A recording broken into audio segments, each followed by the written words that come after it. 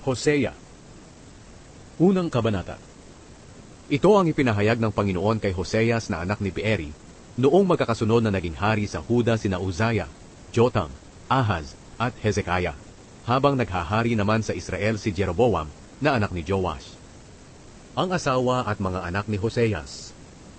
Ito ang unang sinabi ng Panginoon kay Hoseas: mag-asawa ka ng babaeng nangangalunya, at ang inyong mga anak ay ituturing na mga anak ng babaeng nangangalunya. Ito ang magiging larawan ng kataksilan ng aking mga mamamayan sa akin, na kanilang Panginoon, dahil sa pagsamba nila sa mga Diyos-Diyosan. Kaya nagpakasal si Hoseas kay Gomer na anak ni Diblaim. Hindi nagtagal, nabuntis si Gomer at nanganak ng isang lalaki.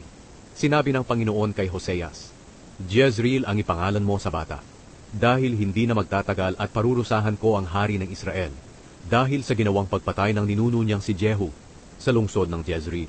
Wawakasan ko na ang kaharian ng Israel. Sa araw na iyon, ipapalupig ko ang mga sundalo ng Israel doon sa lambak ng Jezreel. Muling nabuntis si Gomer at nanganak ng isang babae. Sinabi ng Panginoon kay Hoseas, Lo-ruhama ang ipangalan mo sa bata, dahil hindi ko kaaawaan ni patatawarin ng mga mamamayan ng Israel, pero kaaawaan ko ang mga mamamayan ng Huda. Ako ang Panginoon nilang Diyos, ang magliligtas sa kanila sa pamamagitan ng kapangyarihan ko, at hindi sa pamamagitan ng digmaan, ng pana, espada, mga kabayo o mga ngabayo. Nang maawat na ni Gomer si Lo-ruhama sa pagsuso, nabuntis ulit siya at nanganak ng lalaki. Sinabi ng Panginoon kay Hoseas, Lo-ami ang ipangalan mo sa bata, dahil ang mga mamamayan ng Israel ay hindi ko na mga mamamayan, at ako ay hindi na nila Diyos. Pero darating ang araw na kaaawaan ko sila at pagpapalain. Dadami sila tulad ng buhangin sa tabing dagat, na hindi kayang takalin o bilangin. Sa ngayon ay tinatawag silang, kayo'y hindi ko mga mamamayan.